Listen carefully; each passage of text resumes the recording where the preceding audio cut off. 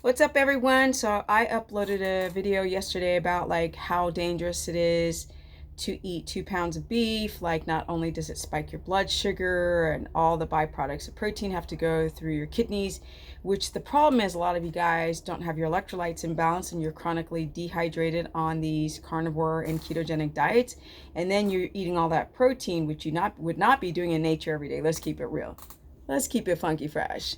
You are not going to be doing that every day, or at least one meal a day. People will be intermittent fasting. They'll be so hungry, they'll binge all that protein down.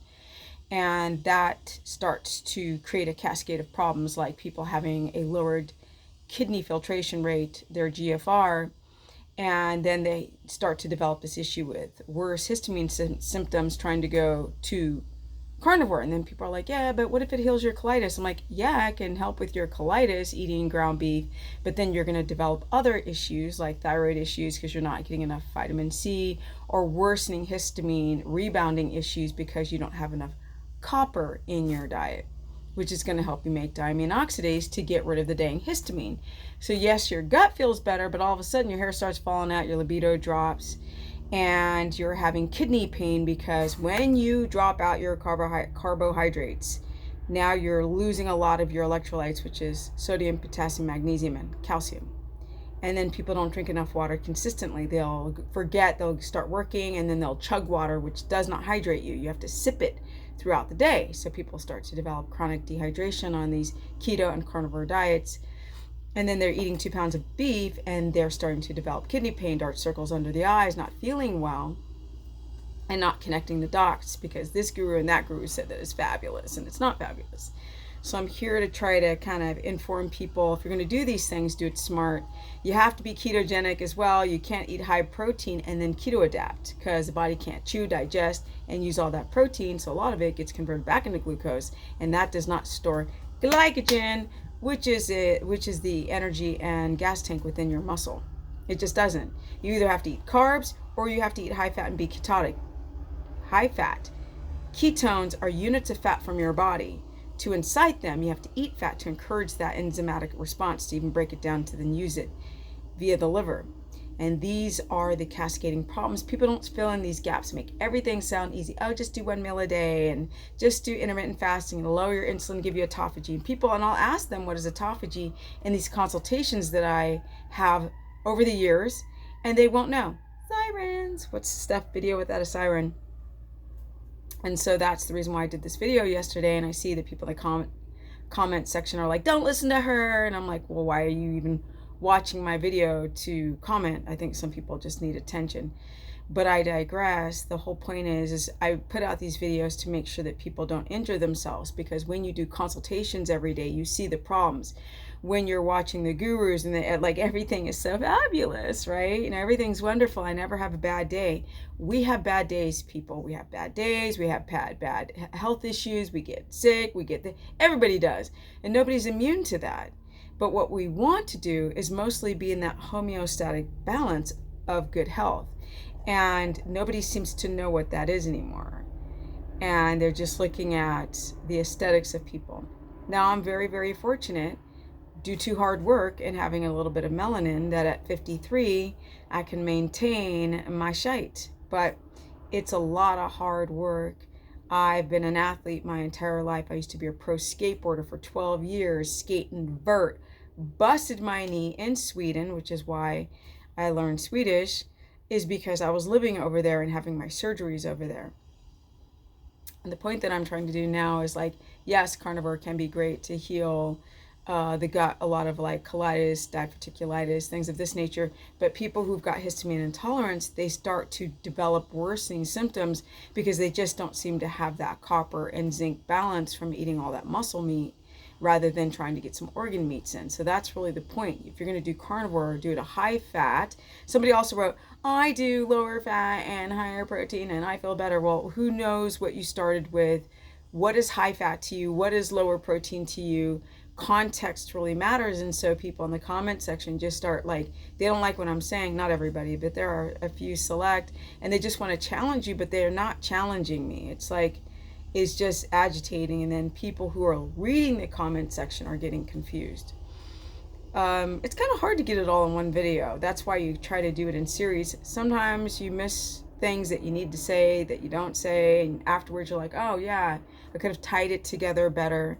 But you learn. That's why I'm doing a part two, because I saw the comment section and then I wanted to really reiterate, if you're going to do a carnivore diet, do a high fat carnivore diet with organ meats, moderate to low protein. But to be honest, I really don't think you should cut out all the plants 100%, because for some reason that issue with copper and that issue with fiber over time is the problem. Well, this person does fabulous and that's what they tell you, you guys. That's not the truth.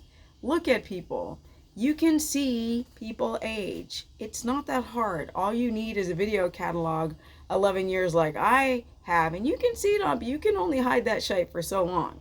I'm just saying, you can only hide aging for so long, or not having energy, or not performing properly.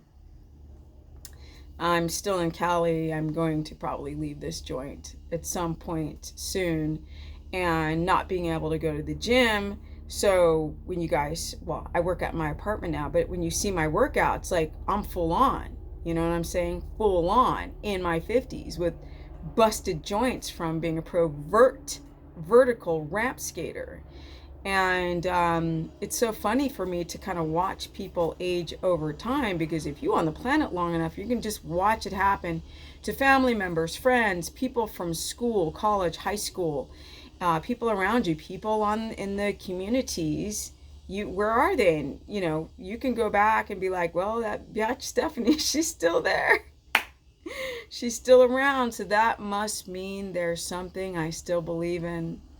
Yeah, I didn't give up. And I still love this reality. It's really done my world very well. And the more that I'm around, the more I learn, and the more I can go and influence and teach you guys. So, my videos are not to agitate the one person who thinks that they do well on low fat and high protein. It's to really access the majority of people that I deal with, talk to, interact on social media, and all the people I consult with. Y'all know I've worked with 4,000 people over the years. It's irrefutable. And you learn from people. That's where I get my source, my knowledge, my everything. And when you talk to people daily, I'm not going to like go by how I feel. You know what I mean? I'm super strict. Super strict and super disciplined. Most people aren't. And so, I'm not going to go and compare myself as the ultimate, use me as your example exclusively to like what I eat and what I do, because I can't get people to eat and do what I do. We got to go for the consensus, for the people in the general bulk of how people truly live their lives, especially as we get older. And what I've been noticing is dehydration problems, which I've had, and magnesium issues. That's the reason why I added the avocado back, is to get the potassium. And immediately the dehydration issues just went. It fixed immediately. You can't play with your health. Our soils are depleted. I hate the fact that I even have to take any sublingual or transdermal type of magnesium. I hate that. If I can get my minerals from food, I will prefer real things over supplements. Supplements have their place for the short term, but not as a lifetime thing to stay on, not any of it. You know what I'm saying? Unless your thyroid's been radiated and you crash every time you take out your Armour or Synthroid or levothyroxine, whatever it is. With that said, it's time to go. I just wanted to do a part 2 on yesterday's upload on contextualizing why I say that 2 pounds of beef will give you health issues. It'll give you hypoglycemia for those who aren't keto adapting because they're doing a high protein, low fat. People who have underlying issues like reactive or post-prandial hypoglycemia, or physiological insulin resistance rebounds. A lot of people are doing like coffee and carnivore, and people, we're not getting the truth, you guys. Everything seems subjective, and I want people to take what I say with a grain of salt and then go out there and do their own investigative work and talk to people who've used glucometers, who've done it for a while, and don't just use yourself as your barometer. Because what I've really learned about humanity is that it will do anything to protect itself. People will protect the narrative. it's really risky constantly telling the public how difficult it is, because all I need to do is put myself in a bikini and push weight loss, and I'd make a lot of money, and I could still be like a good person, but I'd be padding my bank account. It's just, you just literally got to go out there and do your own research and take everything with a grain of salt, with me or with anyone. Now I gotta go. I hope that helps. Be careful with the 2 pounds of beef, and the lack of micronutrients and the balance of them, and the hypochlorhydria. A lot of people have a hard time breaking down. They don't even know they've got low stomach acid. And think about those things like if you have an underlying thyroid, adrenal insufficiency, and then you're not adapting, and you're dealing with histamine intolerance, and it rebounds, and you have loose stool when you do carnivore, or you become constipated. You have to think about these things, and other people aren't really talking about them, like boom, boom, boom, boom, boom. Now I gotta go because this video is getting too long. Peace. Oh yeah, if you guys want to learn more, go to stephanieperson.com. I do have a course now where I've opened up my stratosphere, and not so like, mono with diets, and do low carb, high fat where you're still eating starches, keto omnivore with plants, and a high fat ketogenic carnivore diet, or a carnivore, what did I call it? I call it a quasi carnivore, because you are sort of cycling plants in and out to make sure that you stay in a homeostatic balance.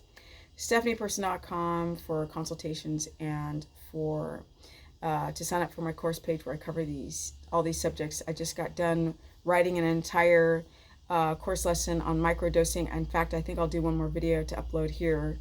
The full video will go on the course lesson page on how to microdose your foods back when you have histamine intolerance. And yes, you can go to my Instagram, which is Stephanie Ketogenic, and I put up information on my stories every day, as well as Thunder Love, and my Facebook, which is Stephanie the Business Person, as in the body business.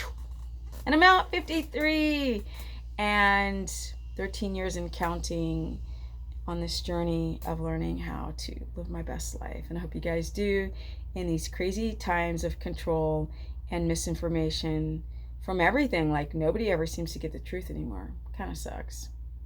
That's why you have to use your critical thinking. And I'm out.